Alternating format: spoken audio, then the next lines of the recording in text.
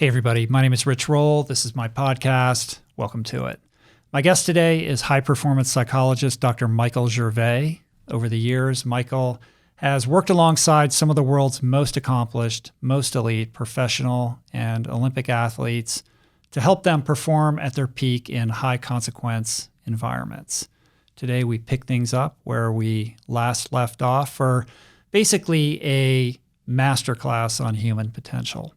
Talk about mindset, intentional attention, and honing focus in a distracted world. And Michael drops incredible pearls of wisdom on how all of us can best navigate this complicated time to find the opportunity amidst the chaos and grow.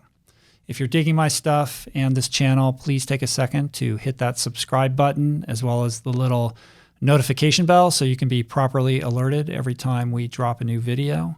I appreciate you doing that, and I appreciate Michael. I absolutely love this guy, truly one of my favorite people, so let's do it. This is me and Dr. Michael Gervais.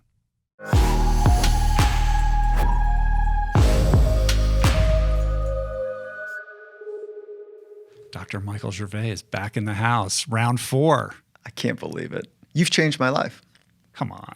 Yeah. Look what you've built. It's incredible, man. I'm so proud of you. You're impacting so many lives, and I'm in awe of the quality of content that you put out and how practical and helpful it is to so many people. And it's been a delight and a pleasure to watch you do that from afar. That means a lot to me. I don't say that lightly, that you changed my life. It was super simple and it was benign, and I never would have thought that this medium, this intimate conversation between two people, would be able to fundamentally shape, how I think about not only humanity but business and connection with other people. And so that afternoon that we sat in my office, that changed my life. So I appreciate you, brother. That's cool. Well, it was immediately evident to me, and I've said this to you before, that you have a natural gift for this, and that it seemed only appropriate that you would launch your own show. You're so good at it. Well, and you have this man, ability to just get right to the heart of things immediately. You cut through all the bullshit and you see what other people don't see. And when you listen to your show, you get a glimpse of that. And I'm always like, oh man, because we have a lot of crossover in our guests. So if I'm preparing for someone, I'm like, oh, he was on Mike's, I got to listen to this. This happened with Apollo Ono recently because he came on my show. And I listened to your conversation with him and I'm like, I'm not going to be able to do that. Oh, come on. That's not even close. Yeah. But there are some advantages of being a psychologist that play up. You have a training that I don't have. Well, that being said, there's so much about just being authentically curious about the person that's in front of you. And I'll tell you some of the frames I come from, if that's useful. Mm-hmm, sure. Unconditional positive regard. Podcast tutorial from the master. No. I'm going to find some mastery here. Okay. So unconditional positive regard for the other. You have that. That's how you've treated me in our first conversation. Unconditional positive regard for the other.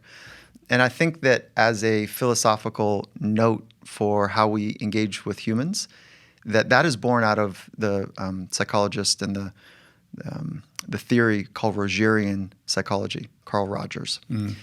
Unconditional positive regard. And if you just stay there, I think it ends up paying dividends for both. Yeah. I mean, I never thought a bit about it in that kind of context, but I do. I only have people on that I'm genuinely curious about. Yeah. And I've been in situations where a bunch of people are like, oh, you got to have this person on. And I'm not feeling it, but I feel pressured not pressured, but well, everyone else seems to think this will be great. And I've learned that if I'm not feeling it myself, it doesn't mean that they're not a great guest for somebody's show. I'm just not the right cipher or host to bring out the best in that person. Oh, that's a cool approach. Yeah. And, I'm curious what you're searching for right now. What is it? Look at you. I can't help myself. You right? did. Yeah. You are. I'm not going to let you turn the table already. I'm going to do your show later, man. All right, let's do that. But just as a high note, what is it that you're going after right now to try to better understand?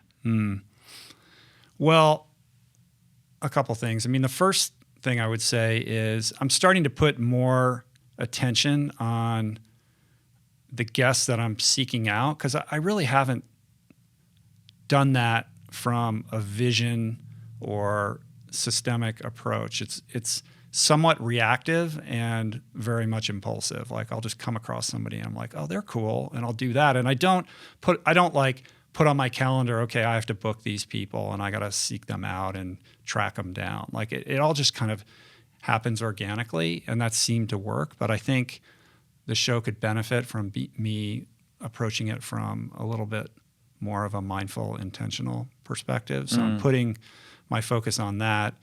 And also, most of the conversations that I've had historically have been pretty evergreen. They stand, outside the context of time and culture. I could put them up at any moment and they would be fine.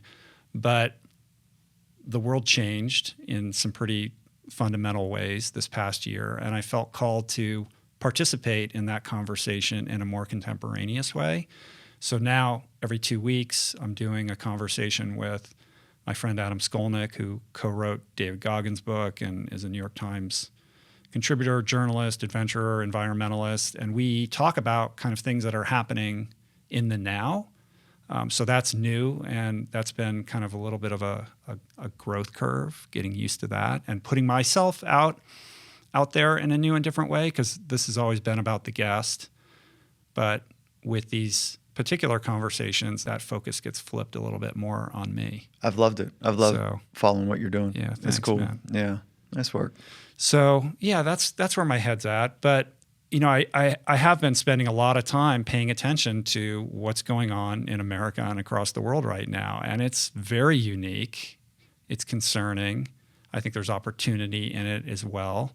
So why don't we start with just your thoughts on how you feel about what's happening right now, and how you're thinking about it from a psychologist's perspective in terms of how to navigate it in a healthy way. Cool.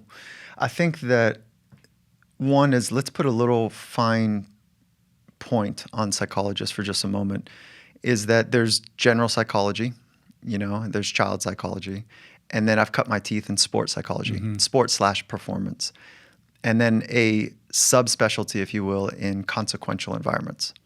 So if there was such a thing as high stakes psychology, that would kind of be where I'd sit. So inside of that, what does that mean? My unique experience is that I've spent deep time with people that are in the most consequential, the highest stress environments known to humans.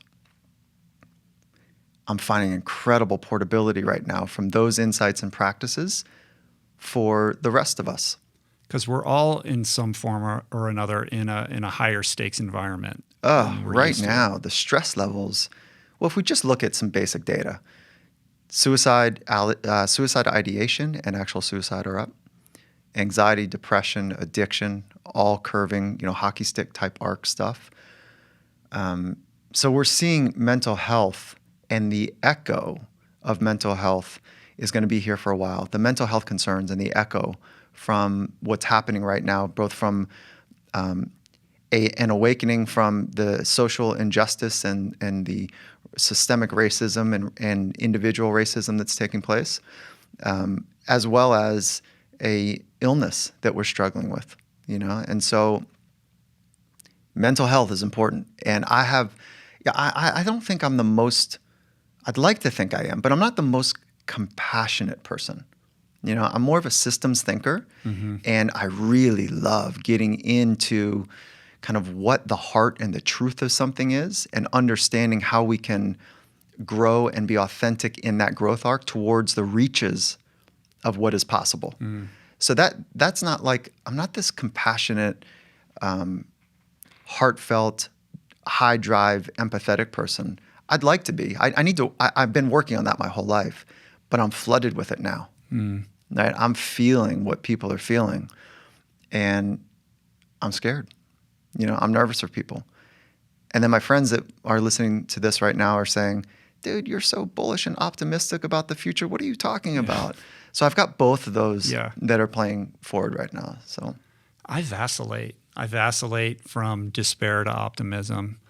And I think on that scale of systems thinking to kind of feeling my way in an empathetic fashion, I'm more on the empathy side. I could benefit from a little bit more systems thinking, as I just explained to you, and I feel it deeply. And I feel, I've said this before also, but I'm essentially introverted. I'm fine being alone. I like to lock myself up in a cave and do my thing. And I thought, I've been training for this my whole life, man. I got this.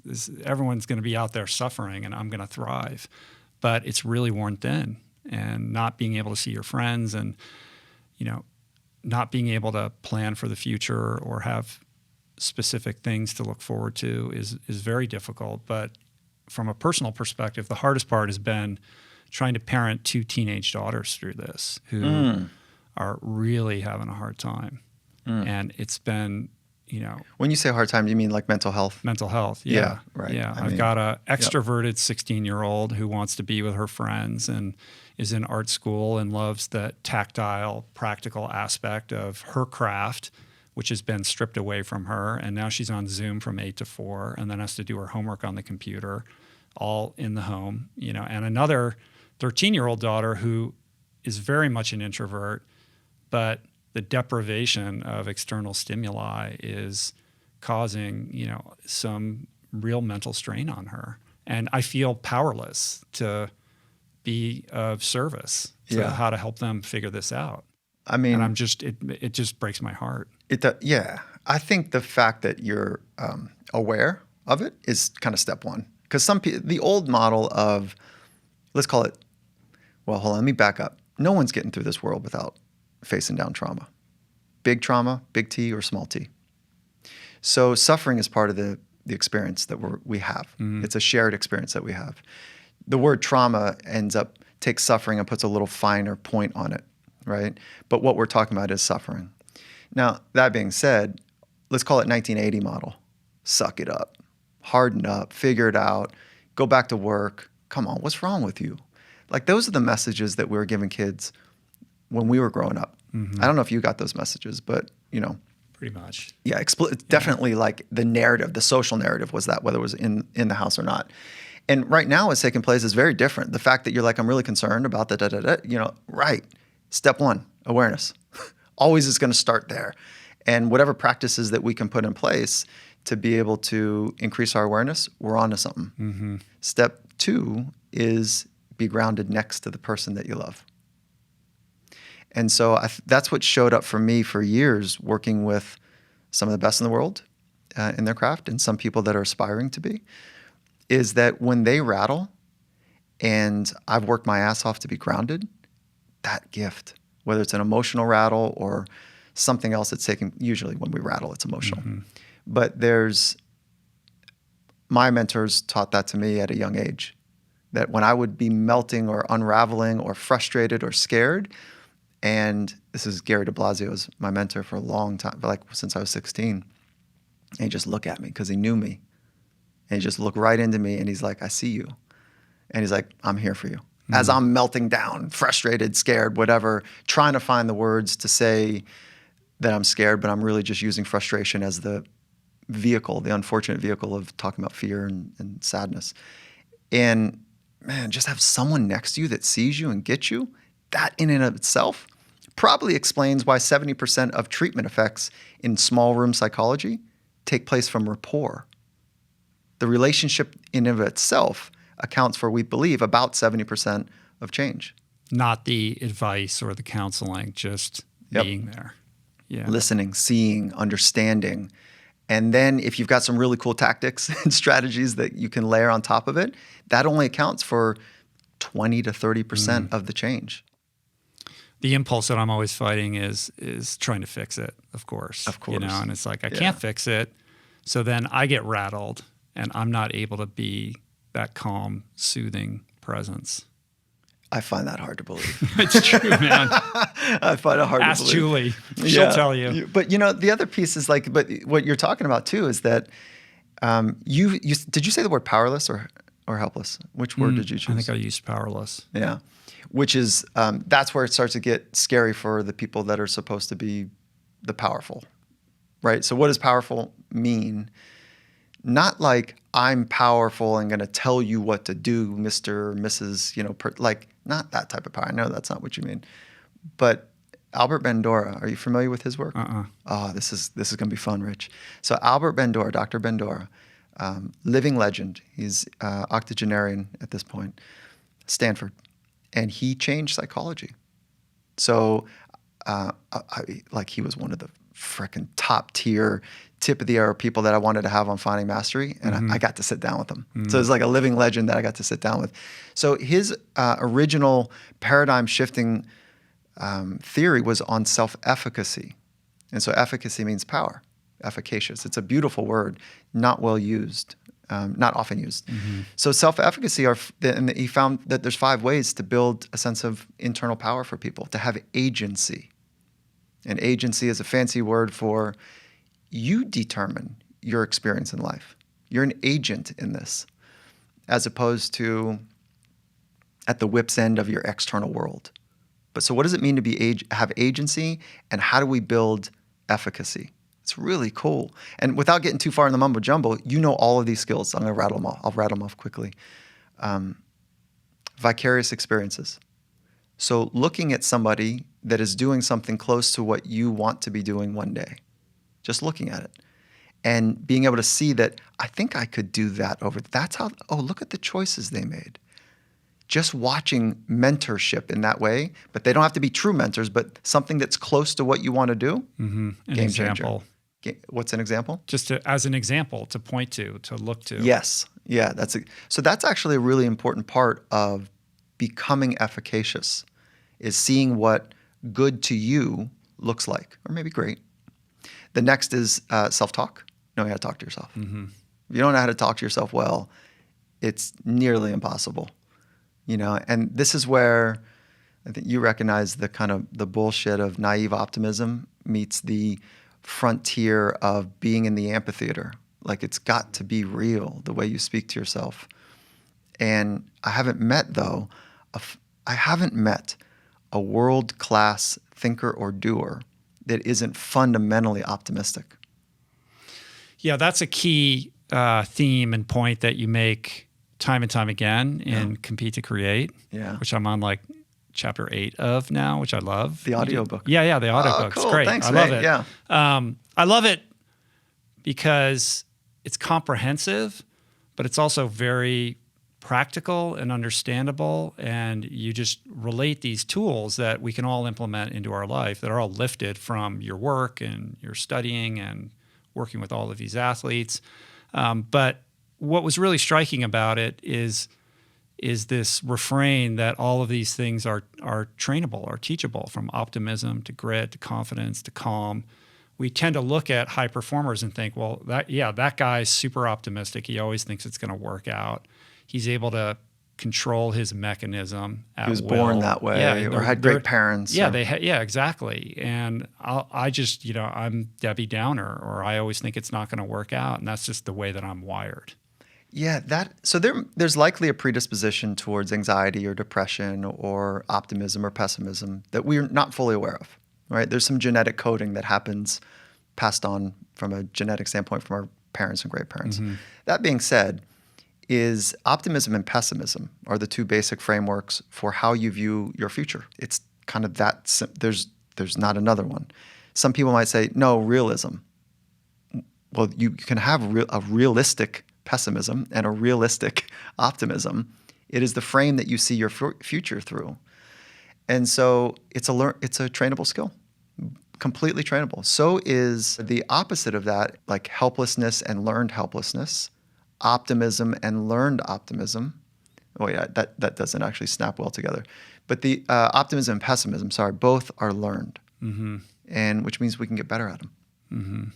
So walk me through the difference between what you just said and our kind of pop psychology version of that, like the fake it till you make it. And, I'm Stuart Smalley and I'm going to look in the mirror and recount these affirmations. Like, what's the difference between truly training somebody to pivot from, a pessimistic outlook on themselves and life and getting them into a more optimistic state? Okay. So the first order of business, it's always going to come down to awareness. Like, how are you imagining your future? And if it's fundamentally pessimistic, like things don't work out, then let's recognize that there's a moment to be able to get better at it, to shift it. And the data is really strong about why optimism is an important function for health, performance, well-being. And so the first order of business, like I said, is always going to be awareness. It's where mindfulness and meditation, journaling, and conversations with wise men and women are really important. Because if you're not aware of the way you're thinking about the future, you can't change it. Like you're kind of stuck. But I think most people are on that kind of recursive loop where they're not even consciously aware that they're constantly affirming some story about who they are from a negative perspective. Well, and if you challenge them on it, they'll say, well, you don't understand my life, or something like that. Like, there has to be a willingness or like a crack in that, an opening where they can say, or they can see themselves from 10,000 feet and say, I need to address this. You're right on the money. So this is the unfortunate insight that I wish this wasn't the case. But my experience with working with people is that it's not until they have enough pain do they do the work to change. I'm a living example of that. You are. Yeah, we've talked about that. Yeah, you really are. And my favorite people are people that have faced the darkest parts of being human and say, okay, forget about it. Like, I'm doing this differently, because they've got to the truth of some stuff. The dark side of humanity, the suffering side, and they understand it. And so that being said, is like there needs to be enough pain for change to happen, because change requires real work. And this is why I'll say to folks, like, there's no hacks, there's no tricks and tips, for fundamental growth. And it's a mistake to look at the strong men and women on the podiums or the CEOs of whatever and say, oh, look at how good they are from a physical standpoint. To celebrate them just because they've had outward success is the mistake. The opportunity that sits underneath is, how do they organize their life? And it's a fundamental organization towards the man or woman or person they want to become. It's a fundamental commitment. And there are no shortcuts here. There's no hacks to that. So how do we organize our inner life? Get real with like the pain that you are carrying from an early part of your life that is still part of the conscious or non-conscious narrative that is shaping thoughts and shaping words that you choose and shaping the actions that you take. And without some sort of examination or some sort of honesty about the way that you shape your thoughts and your words and your actions, I think it's really tough to flip a fundamental view of how you think the future is going to go from pessimism to optimism. Can I add one more layer of complexity? Your brain is not trying to help you become optimistic. The 3 pounds of tissue is saying, hey, dude, stay alive. Find the threat. Find the danger. You don't want to be taken for the fool that didn't jump when there's a lion in the bush. Is there lions in bushes? You don't want to be the fool that doesn't react properly. But you also don't want to look like the fool that reacts too quickly. So that's where we get these freeze mechanisms, fight, flight, freeze, and submit. And so your brain is trying to figure out how to survive, and your higher consciousness, you need to probably put a pin in that because that's a big word, right? Big phrase. But your ability to use your imagination, I'll be more pragmatic for a moment, your ability to use your imagination to imagine what could be for you, counterbalanced to your brain's dictum to survive, to recognize the sources of threat and pain, real or imagined, from early on or that's possibly going to show up in this moment. And it is ready right now to say, hey, flood some physiology so that you can be on point and not be taken advantage of in modern times. So your brain is not trying to help you in this. I don't know whether I feel good or bad about that. Hearing that, So, I think that if we said the good or bad piece and we said, well, that's actually the truth of what's happening. So what do we want to do about it? Fundamental to all of this in Compete to Create is this commitment to self-understanding. Like that underlies all of it. Like you can relate these tactics and these strategies. Like here's your morning routine. Here's a breathing technique. Here's a way of journaling. And here's a way of getting clear on what you have control over versus what you don't have control over, which are all super helpful. But short of a fundamental commitment to personal growth and broadened self-understanding, these things are not going to avail you much. Right? Yeah, that's so talk a little bit about that first, because that's the most important step. Like in 12-step, step 1 is the only one you have to get perfect. I feel like in this context, that commitment has to be firm for any of these other things to have the efficacy that they potentially can have. So you're getting right to the truth of it. This is where it all begins, is what do you really want? And if you're looking for better, because you know that there is something deeper in you, there is more room to grow, there's further to go, there's a deeper authenticity, there is deeper purpose and meaning, and you want that in your life. Okay, so those are the mechanisms that I've spent a lot of time trying to understand. And it has to start from that place, like, okay, I'm sick and tired. This is a phrase that you'll recognize, of being sick and tired. So I'm sick and tired of walking into a room and feeling like I'm not grounded. I'm not me. I'm beholden to what they might be thinking of me. I've abandoned my history for the approval of somebody in this room. The FOPO. FOPO. How about FOPO? Yeah. You like that? Oh man, this is like my Achilles heel. Fear of people's opinions. Oh yeah. Yeah, you're not alone, brother. Like I suffered FOPO for a long time. It's probably what led me to, this deep, almost, sometimes I don't wish that people have this, I don't want to say maniacal, but this, and it's not quite obsessive, but it's this deep kind of want to understand how do humans work? Because I'm up all night thinking about it. It feels like most nights, it's a thing that keeps me awake. It's a beautiful science. It's complicated. But all that being said, that's where it starts. Like, is there more in you?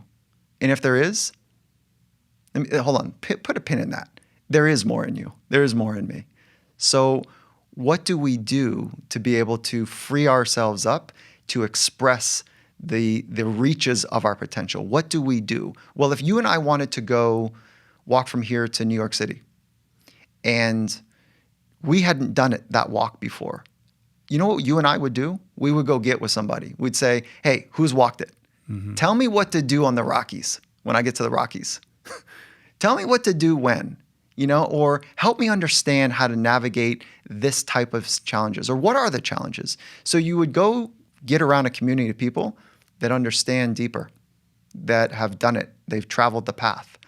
And that would be the second step. Is there more? Yeah. But that example presupposes that you have enough self-understanding to know that you want to walk from California to New York. I feel like there's a lot of people who are living their lives reactively.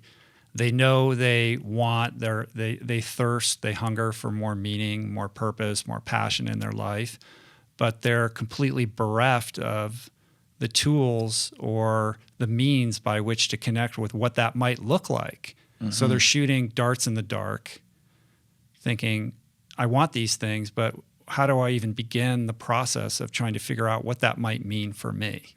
So I would say the way that we do it for, let's just talk individually right now, for one-on-one type stuff, is let's use an extreme example. Somebody's really struggling, right? And they're highly anxious or highly depressed, or they're really struggling in life. First, it's like, okay, well, let's just stabilize a little bit. And so stabilizing is like, how do we help somebody be present? And being present is where your body and your mind are in the same place, focusing on the same thing. So that's what being present is. So how do we do that first? And if you're not with somebody that knows how to do that, how do you do that? Well, this is where meditation and mindfulness is like the modern science and the ancient wisdom of it is paying dividends. It's one of the ways to start. And if that feels like too big, like focusing on one breath at a time over and over and over again, if that feels too big, then, okay, how do we get to that next place? Well, maybe there are some very easy ways to say, okay, well, I'm going to start being my best coach. And so now we're kind of moving into that self-talk thing a little bit. And the small Band-Aid kind of tactic, if you will, is be great at coaching yourself today. Mindfulness is about listening. And then coaching is more about self-talk. Like, what are you going to say to yourself? So those are two kind of maybe some ways to start. And then I'd say, shit, get your sleep right. Yeah. You know, it's super practical. You got your Whoop on. Oh yeah. I see you've got yours on. I haven't taken it off since I got it. Seriously? I love it. Yeah. Can I tell you a funny story? Yeah. So I first got it when I was doing, this is your world that I played in for a moment, but it was an ultra that I was training for. I followed it. Oh, dude, I met somebody. I met myself in a different way. I can't wait to tell me about that. Yeah, so you were going to paddleboard from Catalina to LA. Stand up. Yeah, so stand up paddle. I grew up as a kid surfing, and as I look west, there's an island, Catalina Island. It's about 30 miles away. And I get frustrated with the island because it would block some of the big south swells that would come in. And then also I'm incredibly inspired by the island from this one narrative, which was natives that long ago that were on the island would build their own canoes, and they'd pair up, either 2 people or 3 people or sometimes 1 person. They would travel the 30 miles, come grab some supplies, and then bring it back to their family. I'm like, damn, it's legit. It's across Shark Alley. It's across, 30 miles of open ocean. There's some pretty shifty currents that are happening in the Pacific. And I always thought, like, hundreds of years ago that was taking place. Like, man, equally as inspired, this is weird, but the men and women that put up phone wires or phone poles as pioneers to places like deep in mountains. And I'm always like, somebody was here drilling into, Mother Earth here. Oh, I don't know why. But anyways, so I'm watching that. And then one of my friends, I shared that idea with him, like how inspiring. He goes, why don't you do it? No, I don't do ultra types. I don't do distance stuff. I'm not built for that. And so he just kept self-defeatism coming out right out of the gate from the high-performance psychologist. I thought I was actually working from reality. Yeah, but I was like, I didn't think I had that. And I had very little interest. You're a waterman, though. Yeah, I spent a lot of time in the water. But if you think about the way I've organized my life, it's really more about, in the sport world and working with the athletes I work with, more about intense adrenaline management.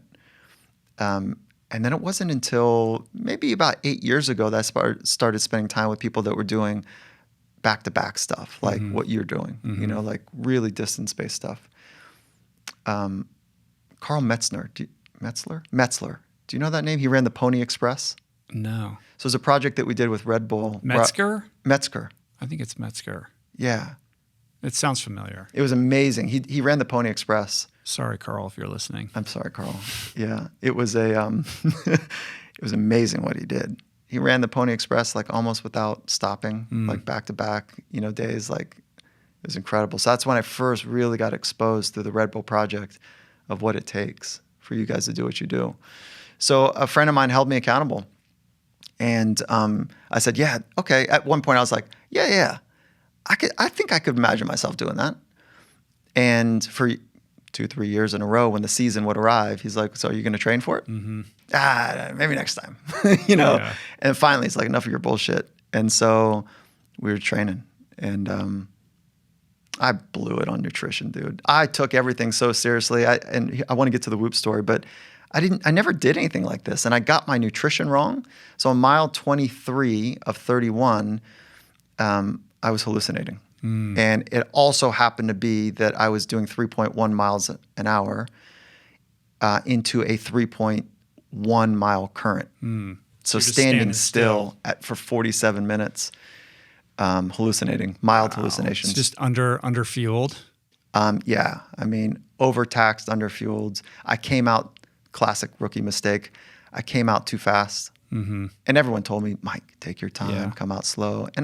And I thought I was, but I didn't really have the awareness and sophistication. I didn't have someone coaching me, from a distance to slow down. That just comes with experience, though. I mean, it being your first, you bit off something big for your first time out. Yeah. And this is the fun part about the whoop. I'll go in reverse order. I met myself in a new way at mile 23.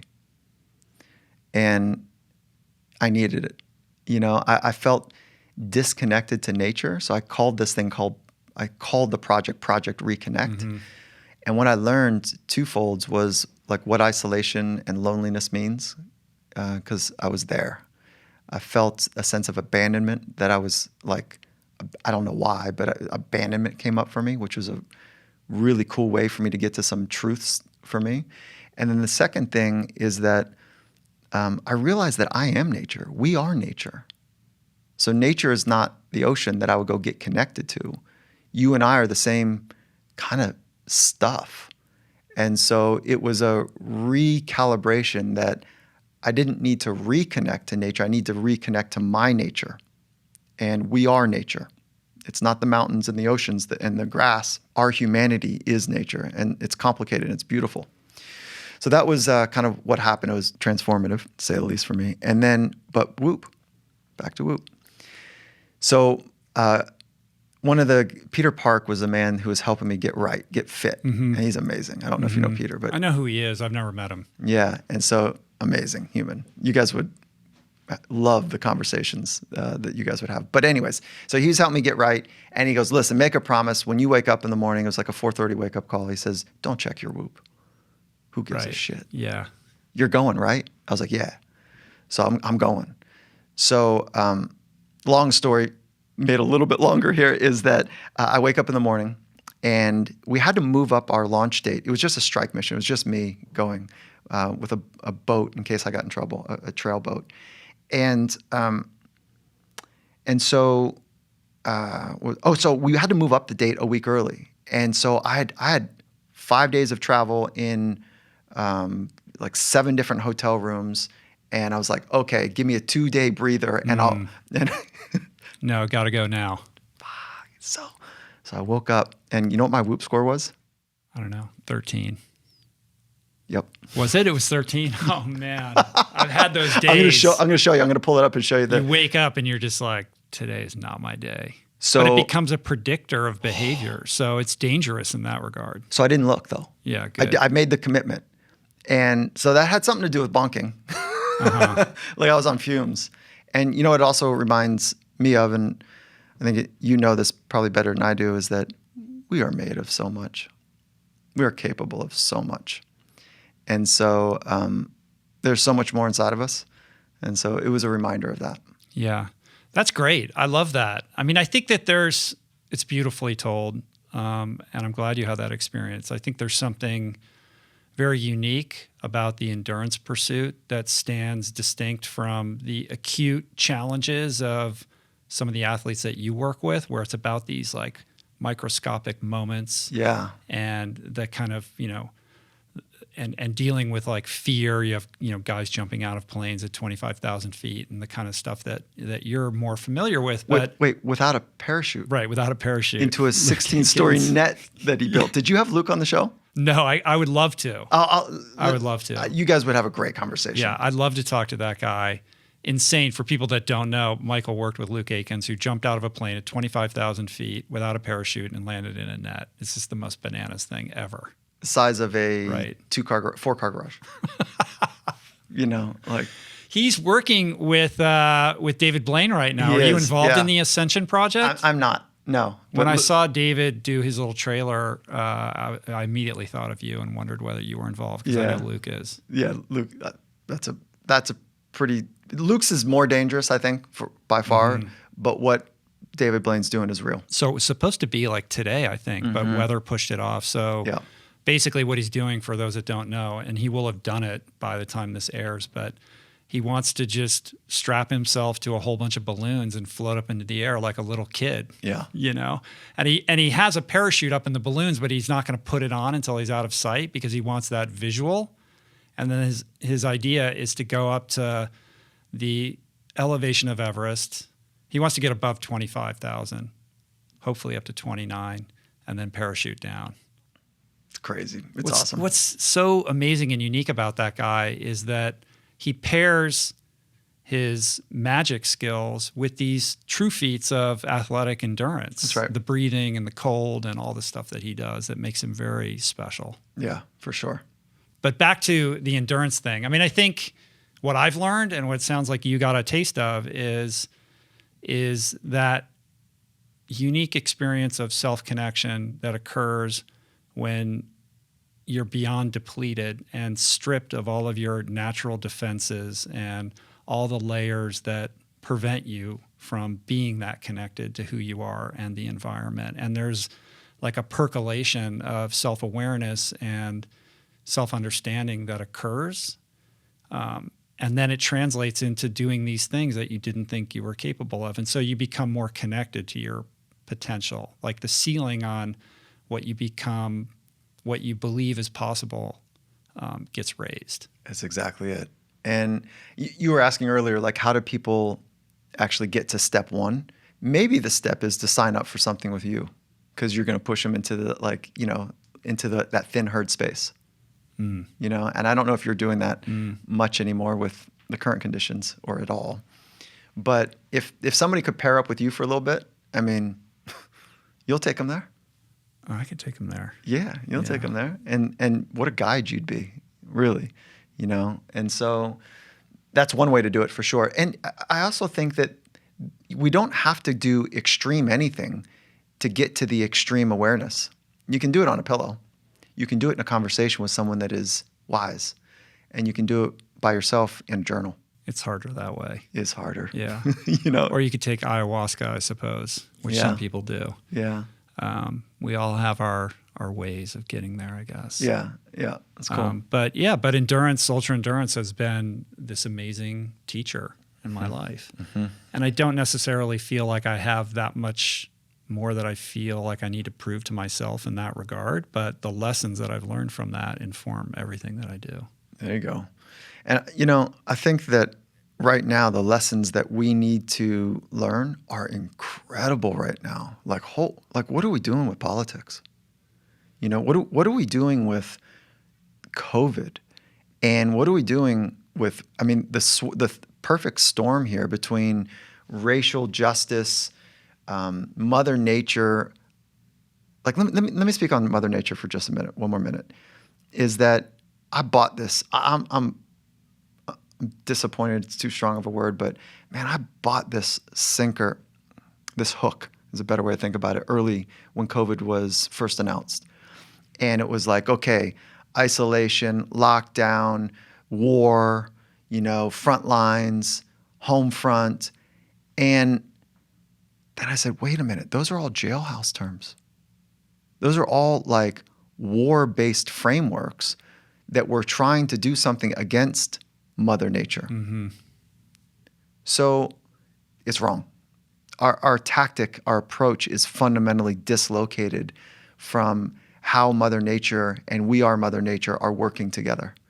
And so I think that if we could take a pause, and this is not practical, but at an individual level, right, to take a pause and say, what is my relationship with nature? And not to get too woo-woo about anything, but this is Mother Nature speaking to us. Mm-hmm. This is our planet saying, hey, I got something they're going to spin at you here, and what is your relationship going to be with it? And all that being said is like, I've bubbled up big time. Like I've... for part of my job responsibilities and to honor the people that I work with, like in a really significant way. So, but I just want to pause and say, let's get back to maybe some first principles about nature and how we're relating to our nature and the nature around us.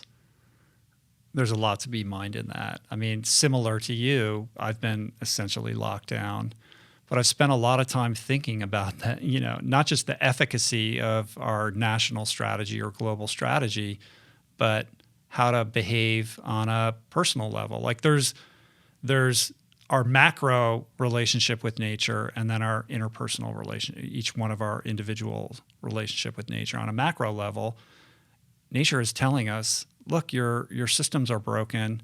Your relationship with the animal kingdom is what created this. So I'm going to throw you a curveball because you need to take a look at this.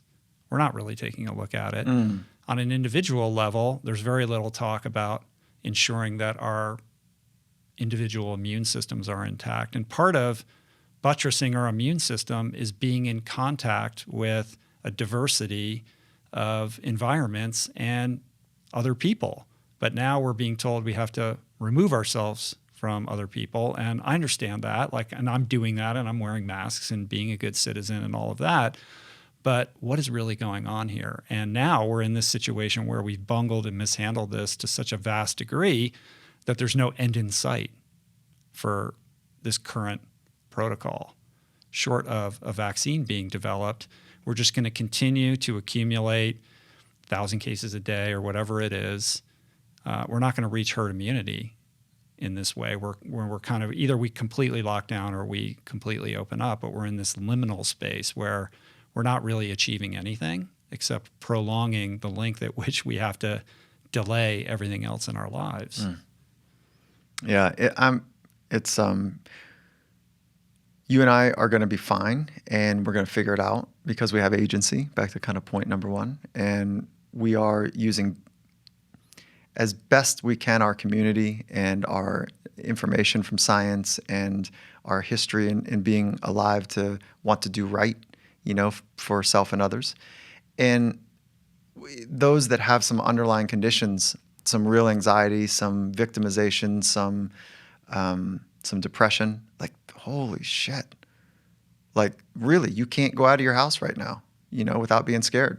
Mm-hmm. Or there's a belligerence that you hide behind. I'm not doing this, but that's an overcorrection for many people at least, for a trigger point or a tripwire for what it feels like to be told what to do.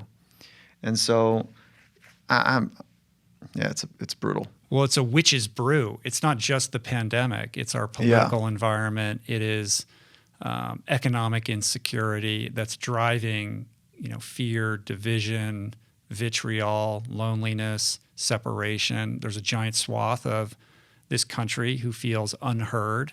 They feel like they lack agency in their lives. And now we're in a situation that's so acute that it's a tripwire. So we're seeing these flare-ups, and then they end up in these videos that get shared on social media that is only exacerbating this vicious cycle of acrimony that is denigrating the kind of cohesiveness of the American experiment in general. It's crazy. I've never seen anything like this. Meanwhile, we have these social protests over police brutality and racial injustices, and all of those are, to some degree, appropriate responses to, a system that has perpetrated harm and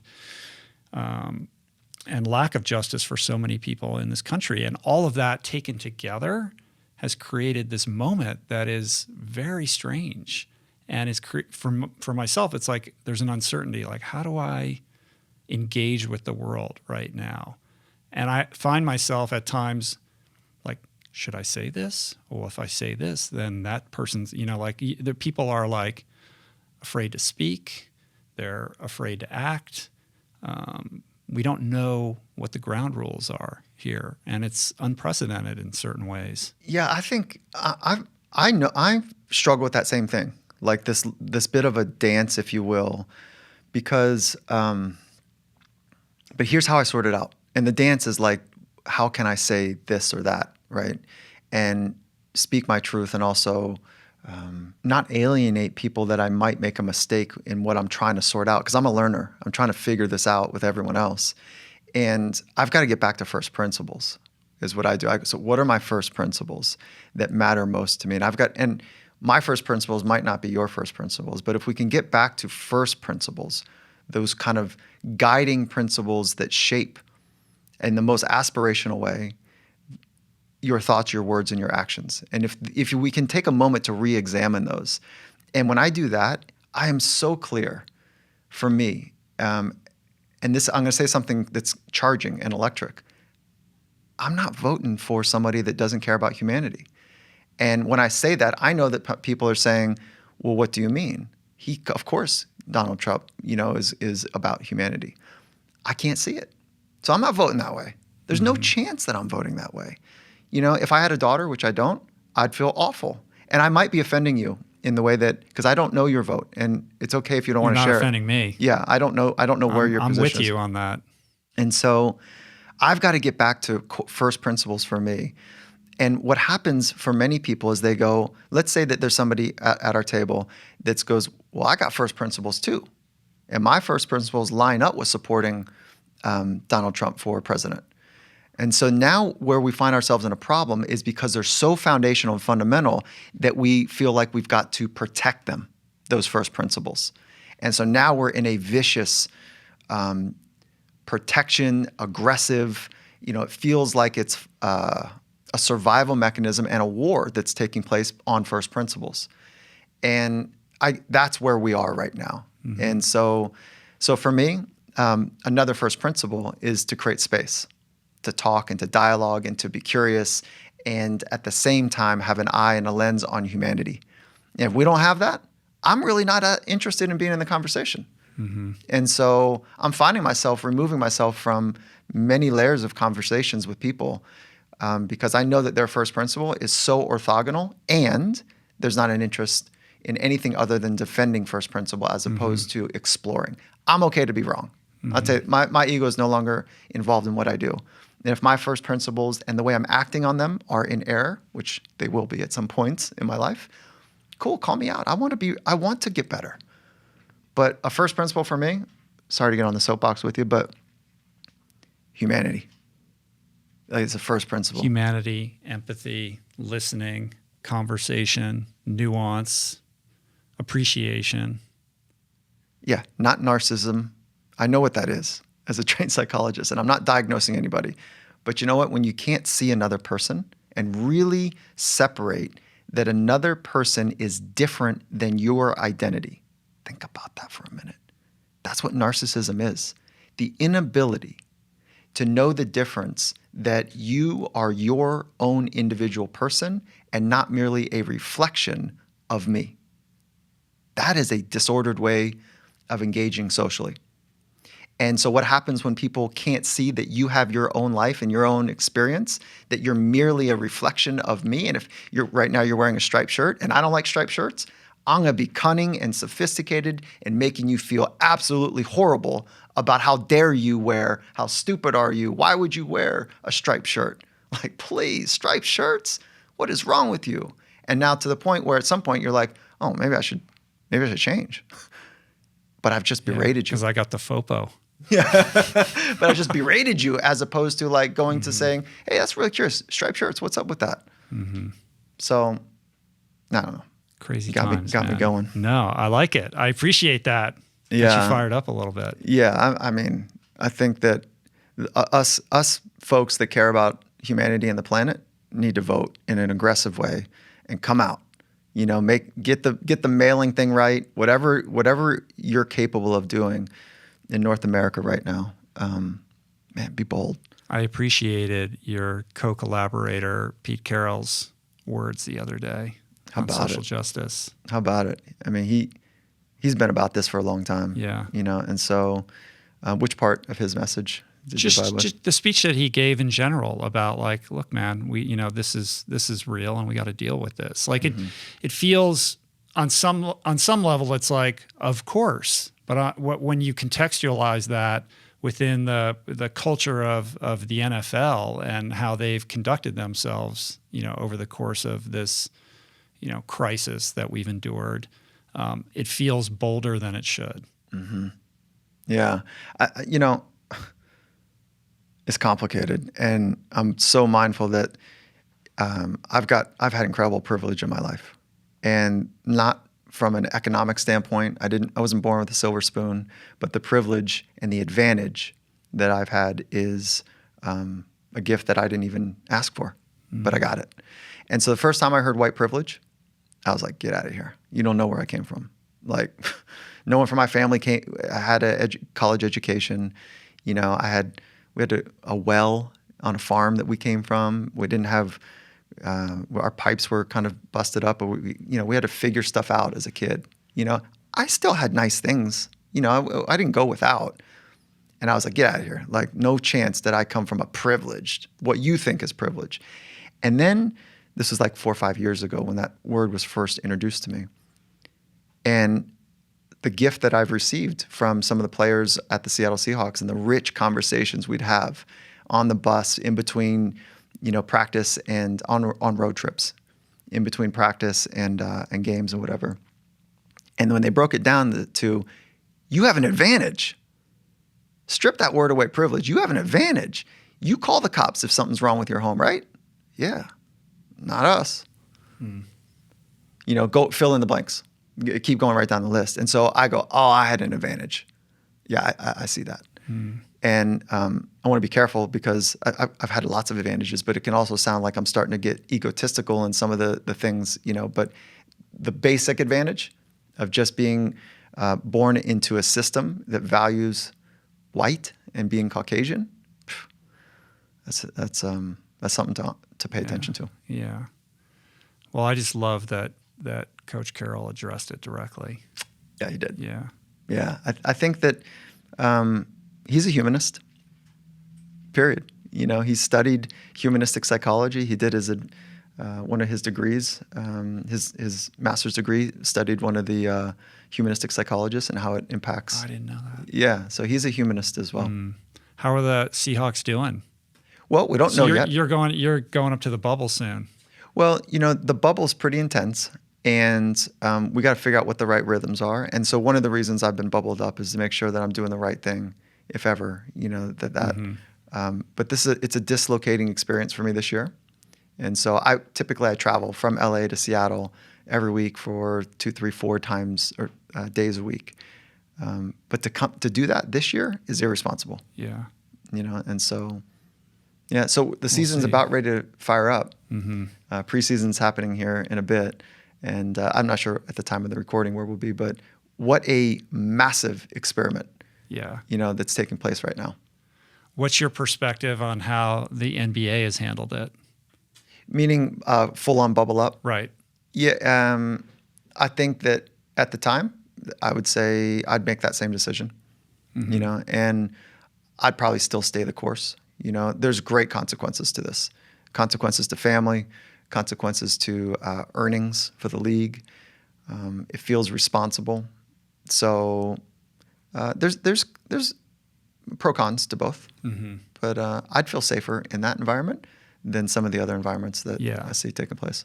I was watching Matisse Tybel's vlogs on YouTube. Did you check those out? No, I didn't, but I heard. So, yeah, it was great. You just get this flavor of what the day-to-day mundanity is, and all the protocols that are in place, and how it really is a bubble. Like they're just in their hotel rooms and getting tested and going to practice and living completely isolated. In this weird experiment.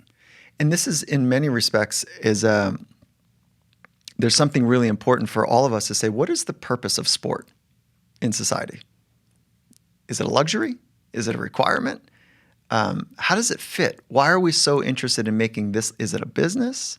Like, where does sport in modern day fit in our narrative? Because I can see parents making what I would consider risky decisions, putting their kids back into sport, unmasked with lots of other kids running around. And I'm talking about like 13, 14-year-olds, which is not they're super spreaders in many respects. So I'm not doing that with, in my family. But so where does sport sit? And I think it's a great question. Yeah. I mean, how do you answer that for yourself? Well, I think it's entertainment first. I think that fitness and health is different, as a component. But it's, at this point, modern sport is entertainment. That's actually how they're classified. Their paychecks are classified. And so it's a way of living for people. It's their life. It's their passion. But from a social standpoint, it's entertainment. And that entertainment is a business. I mean, is it not business concerns that are driving this push to get it rolling? Oh, for sure. So, for sure. And I think also when you look at the kind of the picture of any league right now, there's definitely business drivers. And when you think about the importance of business across our country and these pockets, it's really important to many. It's opening a lot of doors in communities. And then when you drill down a next level, Coaches, what happens to a coach if there's no, what happens to the athlete's paycheck? That's what happens to the equipment folks and the ticket folks. And so it's a larger issue about health. And if they can get it right from a protective standpoint, okay. But I think sometimes we forget just because they're on TV and they're highly skilled, they deal with the same exact stuff you and I do, maybe even amplified. Yeah. They're no different than the two of us. How are your Olympic athletes that you work with dealing with everything that's happening right now? I mean, I just can't fathom having that dream pulled out from underneath me when your whole life is oriented towards working towards that specific moment, and then it becomes unavailable. Yeah, it's happening in college right now too. Yeah, college football. College, like Stanford volleyball. Imagine being one of the best in the world going into Stanford, and now the program's, shut down. Like what? It's unbelievable. I mean, Stanford volleyball is like the fact that it's crazy. Titan. Dominant, and so it's happening at the Olympic level, the pro level. It's happening at the college level, and even in high school for sure. Senior year, the hot recruit, and now this kind of hodgepodge thing that's taken across the country. So but here's two examples that's happening at the Olympics. To go back up to your question, one athlete said, "This is awesome, Mike," and this athlete is a absolute flat out world leader in their sport. I'll keep gender and sport out of it for obvious reasons. This is awesome. I get to repair. I get time. I need time on my side. And I sure hope it happens, but I think I was probably going to make the team, because to make most of the teams in the United States means that you're one of the best in the world. And trials, as you recognize, is oftentimes a higher hurdle than the actual games. Correct. And so I'm pretty sure I was going to make the team, but I got some time now. Well, it depends on the individual, because for the person who's coming up, who's maybe a little bit on the younger side, the little less experienced side, this definitely plays to their advantage. But for the person who's hanging on, and this is their last dance, one more year, I don't know if I can do it. Especially when you're just trying to put ramen in the bowl at night. Like most of these people, there's this myth that they're all supported and have these sponsors, and that's true for only a very few people. Yeah. This is old data, but I think it's about 6 years old, that the majority of athletes, or the average for the United States that go into the games, that make it to the games, are $150,000 in debt by the time they show up at the games. Crazy. Yeah. And you know what we do? We're celebrating. We're watching on TV and we're feeling so good about America. And that aspirational all-in beauty that they represent of us, they're coming back. And if they don't have a medal, they're Did you see The Way to Gold, that HBO documentary? I haven't seen it yet, but you should watch it. Yeah. It's all about that. Yep. Yeah. Whether you're atop the podium or an also ran, once that sun is set on that event and you're overnight back to civilian life, that transition is rough. I mean, I'm sure you deal with that a lot with the athletes that you work with. Transitions are really hard. We're in a massive transition right now. All of us are in transitional phase right now. But transitions out of sport, which you well recognize, is really tricky. And so that being said, there are some frameworks to help through transition. North Stars, realigning the North Star, realigning purpose in life is kind of where it starts. And so right now for all of us, there is a moment right now for all of us to say, okay, what's my North Star? What does North Star mean? Purpose. What is my purpose? And so that's a big conversation that I have with folks, touching a touchstone on a regular basis. Okay, let's go back to purpose. And I found that most people don't know their purpose. They can't articulate it because it feels so big. It feels like, well, how do you know your purpose? Aren't those people that have purpose the lucky ones? And they just kind of knew early on, I don't have purpose. My purpose is for my family. Well, that's purpose now. So if purpose, there's three components to purpose. got to matter to you alone, have meaning to you. The second is it is bigger than you. And the third, it's future-oriented. So as you're trying to articulate what is my purpose in life, it just needs those three factors. And then if that feels too big, then you can say, well, what is my purpose for this month? You can thin slice purpose. You can thin slice it all the way down to what's my purpose today. And if you did a bunch of those in a row, you probably snap up to larger purpose. And so you can thin slice it. It's not, in that framework, it seems digestible. What's the difference between purpose and vision? Like in Compete to Create, you talk a lot about vision. Like you need to have this vision, this idea of what you want your life to look like, and you have to put intentional attention on developing that. And that's challenging to me because I don't know that I've really thought that through very much for myself. We can talk about that later, but how do you distinguish purpose from vision? Are those similar? Are they two different things? Yeah, this is where like language is really important. And so vision is really about when you use your imagination and you think about what it's like to be you, or what the environment that you want to co-create to be. But if we just talk about you for a minute, when you close your eyes and you use your imagination, what is the vision that you can create about your best? You know, like what does it look and feel like? And so that's what that is about. What's the vision of your potential? Whatever word we want to use, that when I say those words out loud, like your best and potential, it feels so, the language doesn't do it quite right because it seems comes so off a trite. little, jingoistic. Yeah, that's right. Yeah. But it really is the mechanism that's underneath. When you close your eyes and create an imagination of what could be, what you would like your future to be, that's what vision is about. Purpose is the why that sits underneath it. Like what is your life purpose? And the vision, imagination, is what does that look and feel like when that purpose is aligned with the man or woman or person you want to be.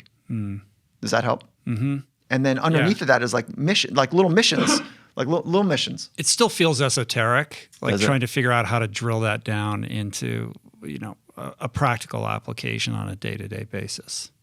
And then let's complicate it, because then you got like, what's your philosophy? Right.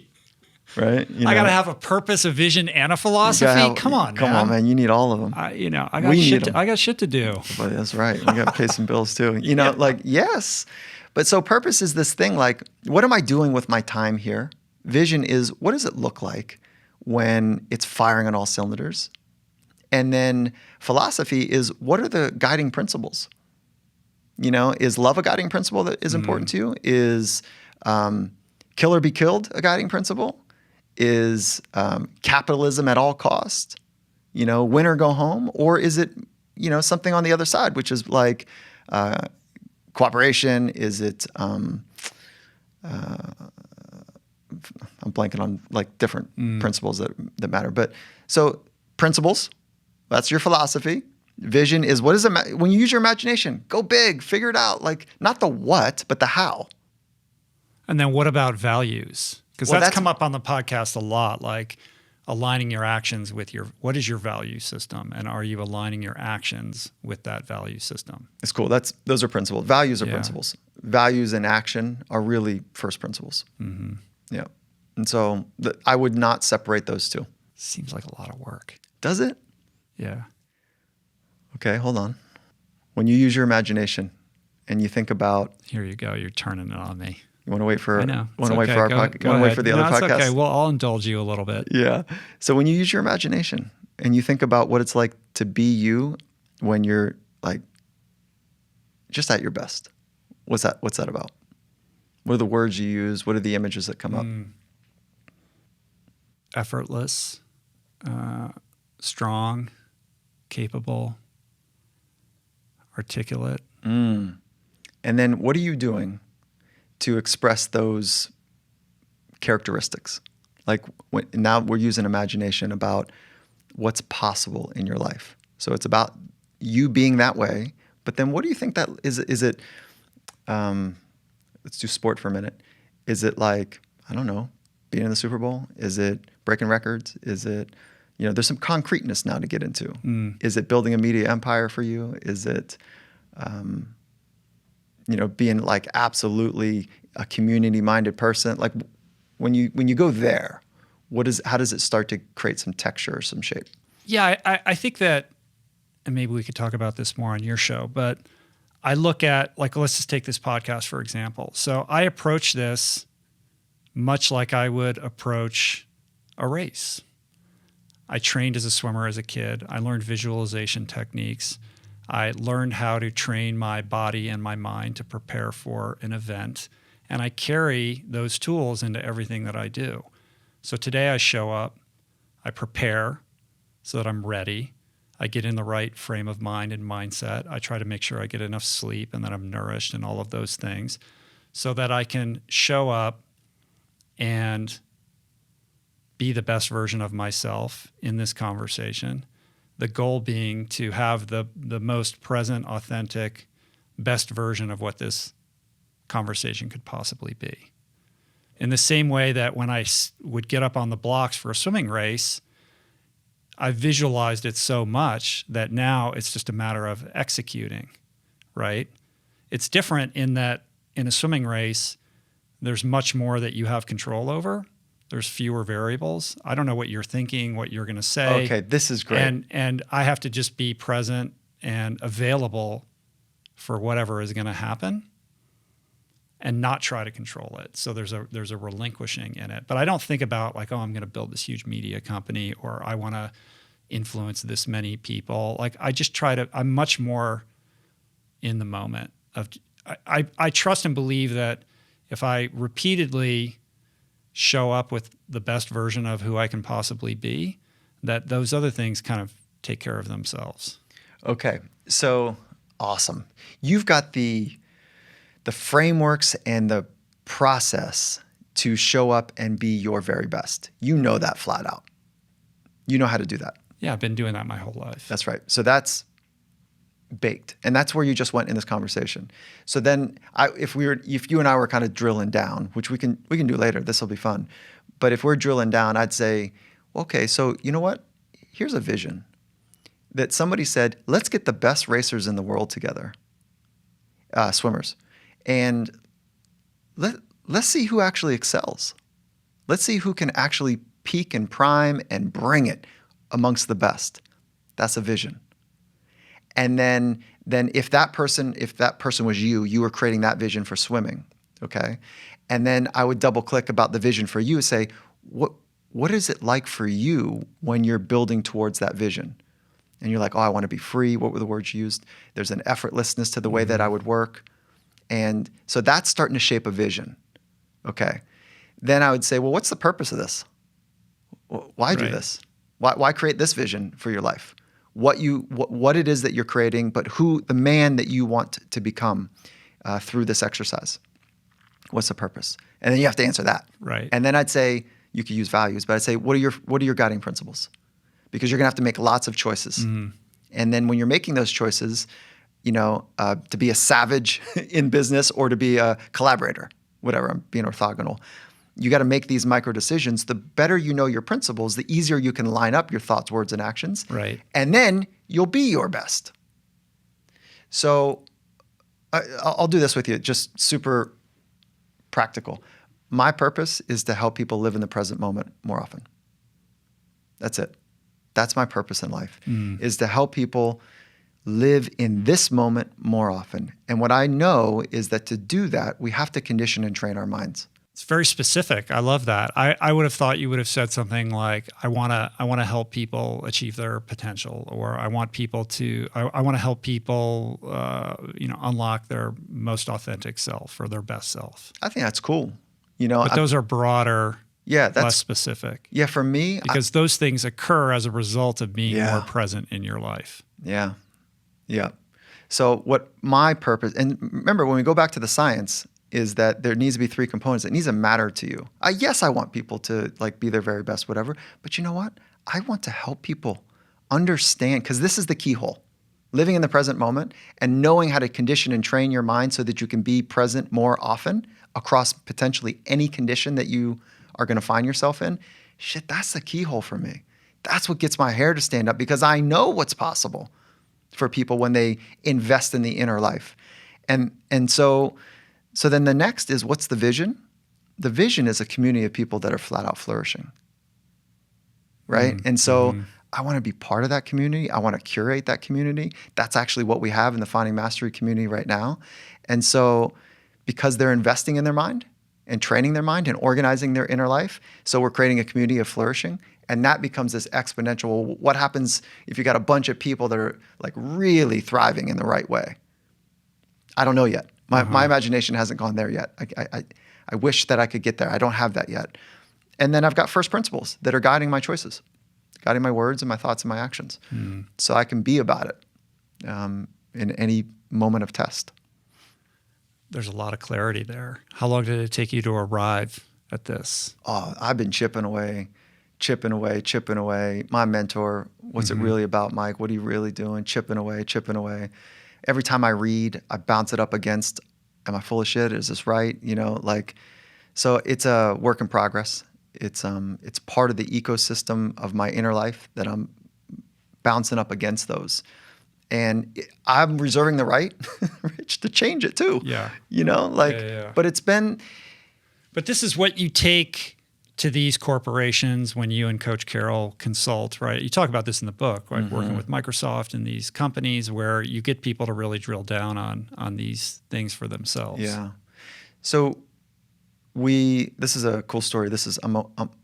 I'm able to talk about this, is that it's in page 4, 5, 6 of Satya Nadella's book, Hit Refresh. And so Satya is the CEO of Microsoft. So I was doing a bunch of work with Satya and his executive leadership team. And it's an 8-hour training. And subsequently, we've trained about 30 to 40,000 people across their organization at 8 hours a person on how to train their mind. Think about that investment. Oh my goodness. That's a real investment. So that's why we built this online course. And the book is meant to be a tandem to it, but that's why we built this online course. And that's the real mechanism, I think, to help align my purpose. It's an 8-hour training to show you how to condition your mind and the practices and a community of people that are doing it together. So we got to the place where we talked about philosophy. And Satya had a moment. And he's, I don't know, maybe 6 months into the job.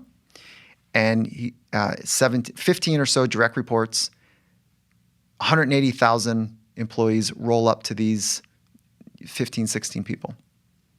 Multi-billion-dollar corporation. And he pauses, he checks the room, and he says, our mission is real and it's big. And we're trying to do something amazing. And so what I want to do is I want to know you. I want you to know each other. I want you to know me. And so let's spend whatever amount of time we need right here to get our philosophies, our true philosophies in line, and then share them with each other. Amazing moment. Yeah, that's pretty cool. Yeah. So running a massive organization like Coach Carroll running the Seahawks, right? Like creating a culture of openness and transparency where if you can get everybody on the same page and aligned, then you become unstoppable. And what we found is like a 30-30-30.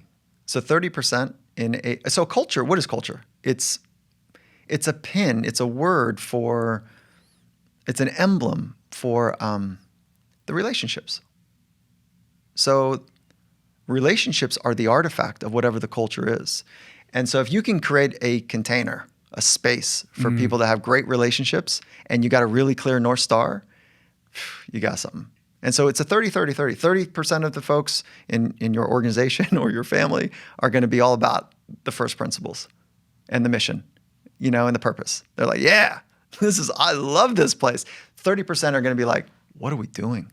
Right. Like, this is just my job, man. Let me go back to work. Like, I don't and you know what? You are full of BS. Yeah. Like, what are you talking about? Like relationships, and then there's a middle 30.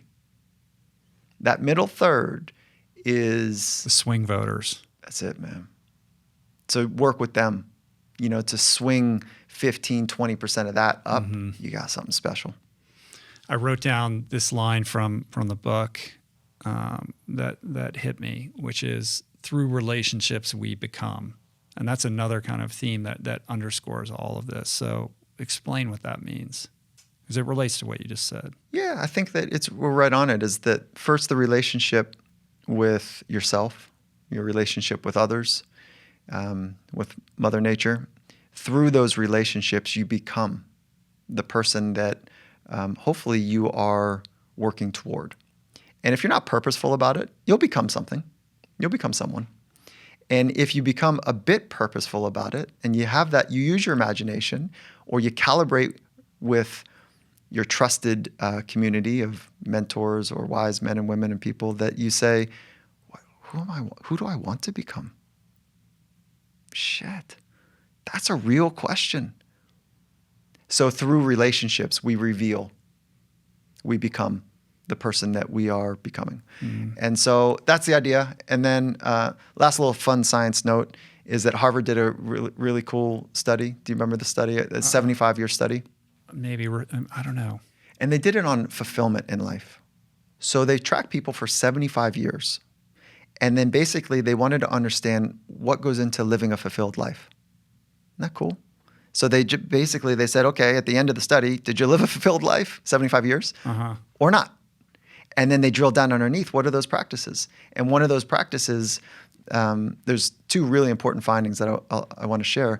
One is that those that were fulfilled wrestled with the deep questions of life. They didn't solve them, but they wrestled. What is my purpose?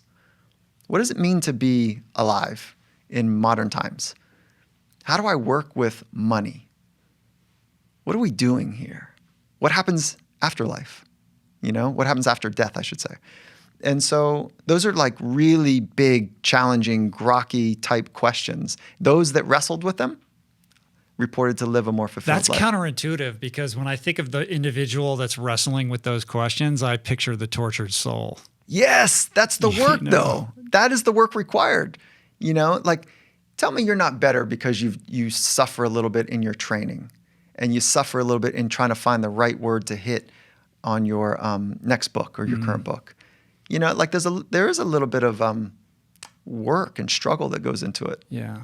So yeah, and the second pillar of that finding was relationships, meaningful relationships for those who are fulfilled. And it doesn't mean that somebody loves you.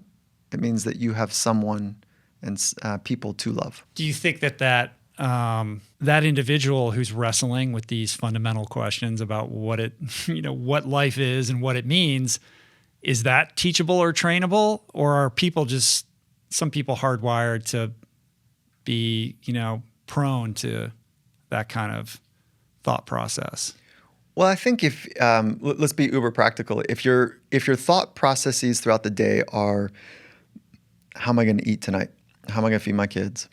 The larger questions are indulgence. That's right. Indulgences. So once you get that kind of basic stuff as well secured as you can, it doesn't mean that this is only for the independently wealthy that don't need to think about mortgage. That's not me. So, once you get kind of some basic frames of stability and security for safety and shelter and food and that stuff, you provided the luxury to say, okay, what are we doing here? Because I'm working my ass off, and I'm trying to figure it out. What am I trying to figure out? And I think it's a really important question to explore. And so that's the nature of it. So with this purpose of trying to get people more rooted in the present moment, on the front lines of this battle are these devices, which are scientifically devised to maximize distraction, to addict us, to take us out of the moment. Like, I feel like that's where we need to put our intentional attention right now if we're going to win the war of being present. Yes. So talk about that a little bit. I mean, you open the book talking about that a little bit, and the work that Tristan Harris is doing, which I think is super important. And I think this is a really big deal. I don't think anyone would disagree with that.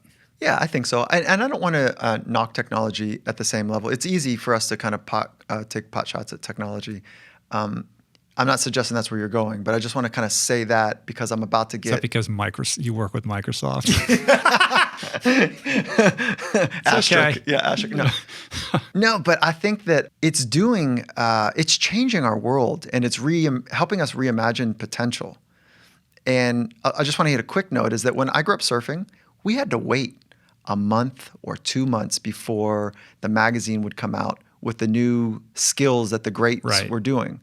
And so iteration would happen around that month, like the young Groms would see it and be like, oh, look at that, like that's what the pioneers are doing. That's what the high performers are doing.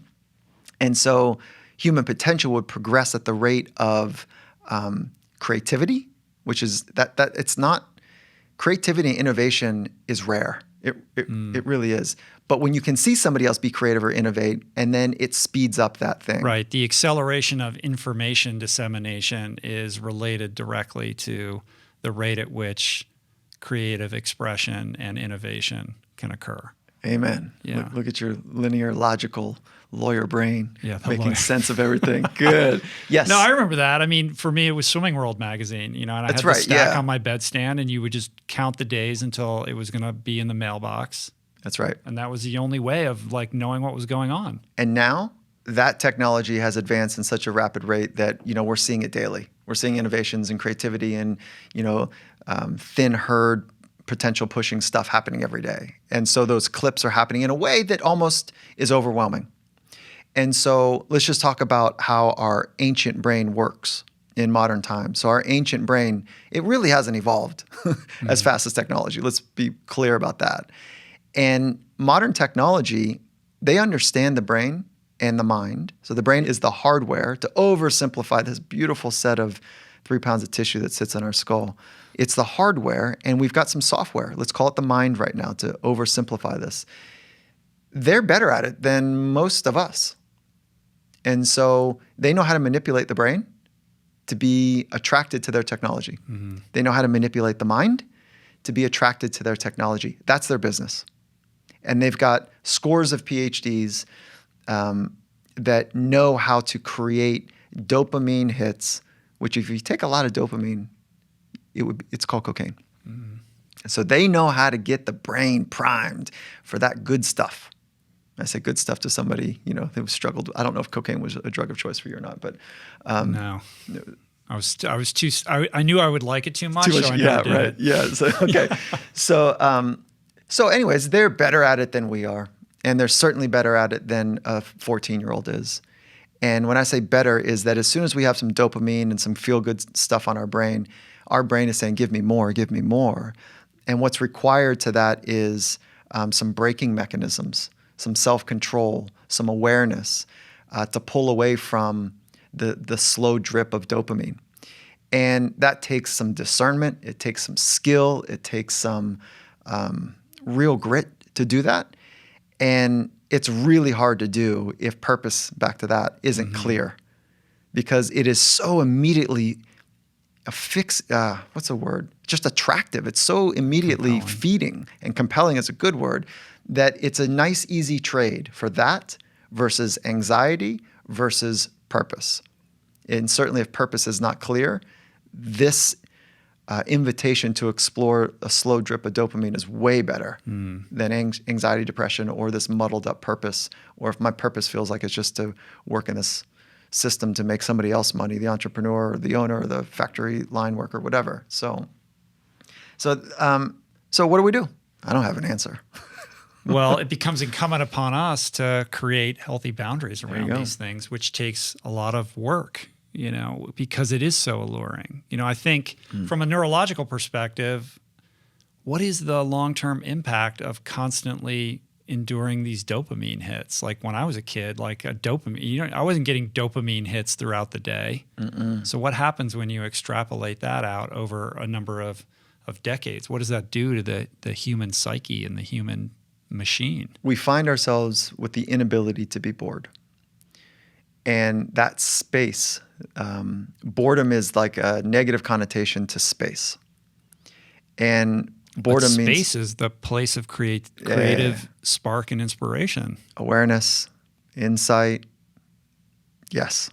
And so it's where imagination, really can flourish. So I've been bored, and it means that I don't really know what to do with myself in this present moment. And I'm struggling to be creative and whatever. So we're finding, I think that if you're thinking about your kids for a moment, is that there's some cool practices that we can talk about, like my son, my son's school taught him this, is that you don't charge phones and technology. He doesn't have a phone, he's 12, but you don't charge anything in your bedroom. So you charge it out of your bedroom. He takes technology breaks all the time because he can recognize the difference between the freedom to create in that white boredom space, if you will, and how kind of relaxing and rewarding that is, as opposed to like the stimulating on button. He loves that on button too now. So do I, so Yeah. there's practices to be concerned about. And at the same time, technology's here. It's not going anywhere. Right. So we need to have a relationship with technology too. Yeah, I just watch my daughters, and this is the vernacular with which they relate to their peers. Like, they have to be fluid in this language in order to fit in and to survive. So it's about, where does that tip into unhealthy relationship or a dependent relationship? Well, when you and I were growing up, if we didn't get invited to the party on a Friday or Saturday night, or get invited to go to wherever, or go on that surf trip for me, you find out about it kind of later. Yeah. Not now. No, it's happening in real time on Snapchat. It's like, whoa. Yeah. It's brutal. Yeah. It's really brutal. There's this moment where I realized my philosophy was coming through in parenting when my son was in this small, How old is he now? He's 12. And he was not interested in sport at this age, but he wanted to kind of play with his friends, and it was a basketball team. And some of the other parents were like really frustrated that these 8-year-olds were losing. And I turned to the dad and I was like, this is my philosophy coming out. And I was like, no. This gives him a great chance to figure out losing too. And he looked at me like, you're a loser, Gervais. Like, what do you mean? You want to teach your kids how to lose? I was like, yeah. Yeah, of course. Yeah. I want them to figure out how to do that. I don't understand this thing about not keeping score. I do. I think it's... You know why we're doing it. Yeah, I understand why we're doing it. But it goes back to what you said earlier about the most interesting people. Some of your favorite people are the people who have they've had pain in their life. They've grappled with it, they've wrestled with it, and they've undergone change. Like, I know some of my favorite people are all people that kind of had hard childhoods and really had to struggle. And it's made them, really amazing individuals. But how do you square that with your impulse as a parent to protect your child and, immunize them from any kind of hardship? There's an athlete that I spent a lot of time with. He was MVP a couple years. I don't think he's not in the Hall of Fame, but MVP a couple years. And I said, hey, how you doing? I saw him a couple of years after. And I said, how you doing? And he said, great. Transition was awesome. So good. I said, how's your son? And he says, he's good. The son was like 16. He's good. I go, what do you mean? He says, Mike, I gave him everything.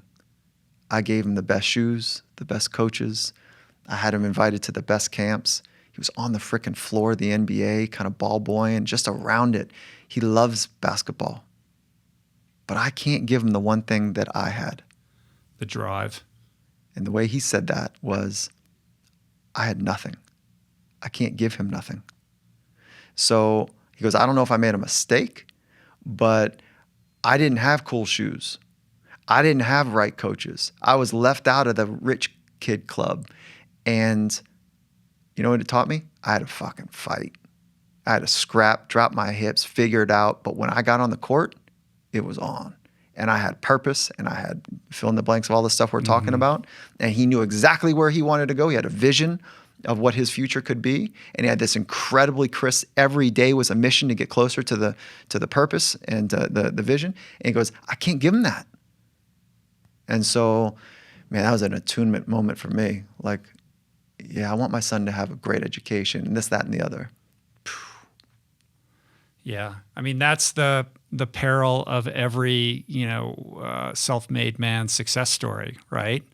Yeah. It's that scrappiness that got him to that place. And then their kids have a totally different experience. Did you ever read I think it was called G, Generational Wealth? G1, G2, G3. So G1 are the scrappers, bold risk, getting after it, big vision type stuff. I'm talking about generational wealth. G2 kind of hold the line a little bit, but don't really grow it because they're afraid. They were so close to the heat of the G1. And You're talking about like the Vanderbilts of the world, right? Yeah, Generation 1, Generation 2, the sons and daughters. And Generation 3, they kind of squander it. Yeah. They're like, I'm not close to the fire. It happens every time. And I got 30 million in the bank and I'm 14 million, 14 years old. Like, what are we talking about? So yeah, it's an interesting social study there. Yeah, I don't know how you fix that one. maybe what's his name? Nebraska legend, one of the wealthiest people alive. Warren Buffett? Warren Buffett, yeah. He's not given his kids, right? Hasn't given his kids much. Bold. Well, that's a weird one too. When you make that much money and then you're like, well, I'm just going to give it all away. Like, what is your driving purpose? Like, I don't understand that drive at that level when you're talking about those kind of numbers. There's definitely odd behaviors in there. It's nothing that interests me. I don't know if it's still true, but if the stock market is up, he gets McDonald's every day. Have you heard this urban legend? I have, yeah. Yeah. I think that's apocryphal. Or he still lives in the same house and that whole kind of thing. Yeah. I don't know him and I don't know these, but it's a pretty funny story. I know. Yeah. Well, so it's not about money for him, but then he's, it's a mystery box to me. One more thing I wanted to explore with you. You posit the question in Compete to Create, what is there a single determinant of success, right? So talk to me a little bit about that. What's driving success? And we just talked about scrappiness. Yeah. That opens up the door to grit and Angela Duckworth's work and Anders Ericsson's work and all these things that you explore. It's not that simple for me, right? That's the question. Is there a single determinant? And if we had to hang our hat on something, we'd probably say you're likely not going to ever kind of reach your full expression of who you are as a person without real work. And so that's where grit hangs here. So grit has 3 components. This is Angela Duckworth's work. Passion, perseverance for long-term goals. So I like to replace long-term goals because they feel so mechanical to like the vision that you hold for yourself. So do you have enough passion day in and day out? And do you have the internal skills? So all of these are internal skills. Do you have the internal skills to roll with the punches, to persevere during the down, hard times? And then is the vision clear enough? Because if the vision and the purpose and those 2 words are not crisp and clear enough, the pain will win. When purpose is small, pain will win. When purpose is big, you'll deal with some pain. And that's the perseverance piece of this model. And so we could, what we do in the online courses, we double down, and in the book, we double and triple down in kind of some of the stuff. But to make it simple, there is not one golden thread for determinants of success. But if I was to hang my hat on something, I'd say grit is really important because it's got 3 main components. Yeah. And so I wish I could find, I'm on a little bit of a pursuit to figure out, is there a golden thread that binds those that explore the reaches of human potential? I haven't found one yet. Yeah, and grit is teachable. Grit is all That's 3 of those. That's what you should have told your buddy in the NBA about his son. I know. Right? Yeah, it is. And so I feel like it'd be hard to teach, though. Grit? It just feels like certain people have a motor. You have a son. Like I've got a bunch of kids. Like they're all different, man, and they all have their motors are calibrated differently, and that had nothing to do with anything Julie or I did. And I think that when you think about all 3 of those, it's so mechanical to say, like what we did. What's your vision? That's pretty mechanical. Requires some honesty and some imagination and a little accountability to sharpen it up. So that one's interesting, but certainly goals are relatively easy. It's an old conversation about setting goals, right? And when I ask people, what do you think's harder? When I go into a room and there's 1,000 people and we're teaching about, or even a small room of 12 people, it doesn't matter. And we're teaching about grit. And I say, what do you think's harder? Passion, living with passion, or perseverance? Dealing with the hard stuff. What do you think the room does? Perseverance feels harder. Yeah. My experience has been passion is way harder. Way harder. Perseverance, dude. You know it intimately, inside and out. Most people that are successful, they know how to roll with some stuff. They are resilient. Can they get better at it? Probably. That's a skill too. Resiliency is a psychological skill. Any skill we can apply some effort towards and we can get better at it. But you can't manufacture passion. I understand training for perseverance, but how do you train to be passionate? See, I love where you instantly take it because you're an examined, serious person, is that passion. I'm going to take that. I'm an examined, serious person. You are. I'm going to put that on my website. Yeah. You are serious though, right? I don't know. Yeah, you're serious. I'm serious. I don't want to be always serious, but anyways. So passion is, there's two things that get in the way of passion. So consider passion, that inner fire. Fatigue, that'll put a heavy blanket on passion, and fear. So anxiety, the chronic looping worry that things are going to go wrong, and then the mismanagement of your energy system. Not sleeping right, not eating right, not moving right. That fatigue, that chronic stress, the ability to manage chronic stress through breathing patterns, eating patterns, thinking patterns, that is the heavy blanket. That's one of the heavy blankets that sits on the flame of passion. And the other is, just worrying, like excessive worry about stuff. Passion feels like an unruly, unpredictable energy source that's hard to control and hard to direct. Oh, look at you. It's big in you, isn't it? It's not a little flame for you, huh? Well, I don't know. I don't think about, you hear a lot about passion. You got to live a passionate life, how to find your passion. It's all about passion, right? And now there's this counter narrative that you're seeing where you're being told, forget about passion. That's a fool's errand. It's not about passion. That's not something you need to be thinking about. And I sort of sit in this space where I don't understand where passion falls in all of this. I understand drive, I understand vision, I understand purpose, meaning, and all of those things. But passion just feels like something that's floating out in the clouds that I can't really wrap my hands around. So if we thought about it this way, if we made it uber concrete, which is it's just that little fire in your belly to go do the thing, to climb the hill, to wake up and be about it. It's that little fire in the belly. That's the way I think about it. Mm-hmm. And this idea of where the fool's errand is for passion is that that passion only comes from the special thing that you need to do. It clouds out irrationality. It can compel some bad choices. Yes. I wasn't going to go there. Yes, I fully agree with that. But the idea is, can you live with passion anywhere you go?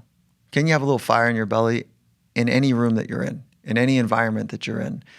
And that seems pretty daunting, but that's cool. For me, I like that. And I'm not saying go chase your passion. I'm saying be passionate. And so where does that hooks around to me to an ancient concept. This is not something that I'm going to stand on for science. That's the animation of the spirit. Call it a fire in your belly. But the Trinity is a really cool, beautiful idea of that many spiritual frames kind of miss the subtlety about the animation of the spirit, of the aliveness that comes with being human, the animation of that magical world that we don't understand yet. But we think that there's probably something there, call it spirituality. So call it consciousness, call it fill in the blank. So, man, that's all it is for me. I want to be about it. Yeah. So well, we all know that guy or that woman who, when they walk into a room, they just light it up because they just exude that in every facet of their life. When I see those people, I like marvel at that because it feels inaccessible, but also I'm jealous. Like I want more of that in my life, but then I'm not sure how to cultivate that. I look at it as a God-given disposition that they have rather than something that they developed with some intentionality. Oh, that's cool. I think there's probably a predisposition again to that too, but it's definitely something you can cultivate. But the way to cultivate this is to get the heavy blankets off of it. So it's like a addition by subtraction. So it's taking those heavy blankets. I really think that there's a couple great constrictors of the human experience right now, and one of those is fatigue. And so examining your recovery mechanisms in a significant way. I'm not speaking to you, Rich, but like the pejorative. No, I need this, actually. I understand what you're saying. Yeah, that this is one of the great constrictors because chronic stress opens the floodgate for draining fuel, quotes around fuel, but it just drains organisms. And so if we're not psychologically skilled to deal with the chronic stress, no different than a dog. You know, when an alarm happens for a dog, there's a threat, and they walk away. They go to the door, the doorman or the mailman's at the door, and the dog's barking, whatever. And as soon as that threat goes away, you know what the dog does. They roll their head a little bit, they roll their body and shake their tail, and it's like they have just physically let go. They don't hold resentments. We don't do that. Yeah, I know. So, yeah. I mean, so I wish we could. It's the recovery mechanisms that pay dividends. All right, we got to wrap this up, but let's close it down with maybe a couple simple tactics or tools that people could use that are feeling overwhelmed, they're feeling the anxiety, they're feeling the fear, they're experiencing the vitriol, they can't put the phone down. Leave us with some pearls. If I had pearls, you know, You got pearls. I got pearls. Well, I'd say You got plenty of pearl necklace underneath that hoodie. The hoodie. Yeah, I'd say this. I'd say order one is investigating your recovery mechanisms. Let's work in reverse order. Take a look at sleep. Take a look at the quality choices you're making around nutrition, and make sure your hydration is right. So these are all restorative type of ideas. You know, like get your heart rate up in an acute way if you don't have an underlying condition. Like get your heart rate up where you're stimulating your brain to say, ooh, that's right, we do hard things. And so I'd say those are some easy frames to talk about, harder to stay current with, consistent with.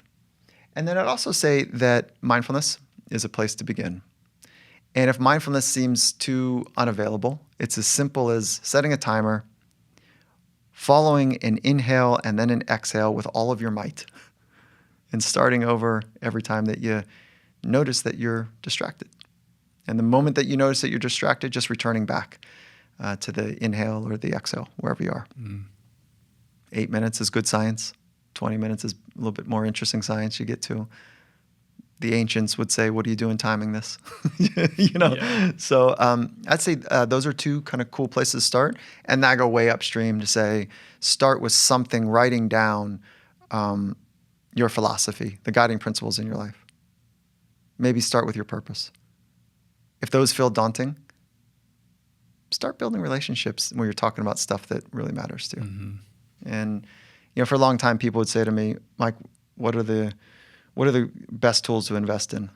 And this is kind of with this conversation, but I'd be remiss if I said it's a fundamental organization of your life to be and become the man, woman, or person you want to be. And then the second thing that I missed for most of my professional life is the importance of your intimate relationships outside of the craft, outside of your business that you're doing.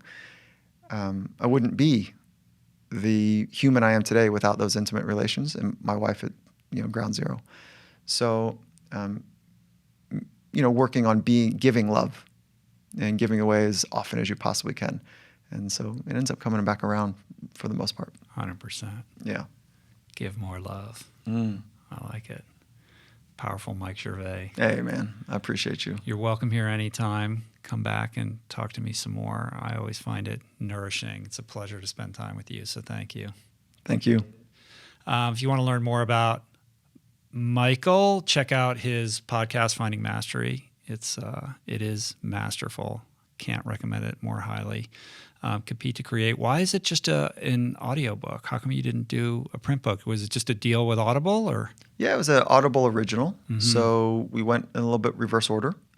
And I like the idea of not burning down trees. But now I'm craving something tangible to hold. So we're going to get to that, but that's not for about a year away. Yeah, it's cool. It's really well done. Pete Carroll pops in from time to time. Yeah, thanks, mate. To drop some of his pearls. And then I liked how you layered in some stuff from your podcast into it, which is what an audiobook should be. It's a dynamic digital document. So cool. Anything else coming up? You've got this online football training thing too, right? 11 on football, or some Nike thing you did with Nike football? Oh, yeah. That's just, people are interested in the mental part of the game at scale right now. And brands across the world are really interested in, how do we organize our inner life and train our minds? So it's just a conversation that's happening. Right. There's a swell happening in the business world right now. There's an absolute swell. Not from a anxiety fixing standpoint type of thing, but hey, our people are our most important part of the company. How do we invest in them? Rather than teaching them how to sell better or market better, how do we help them live better? And so that's the part I'm super excited about. Right. Cool, man. All right. Let's do it again. Thanks, brother. Peace.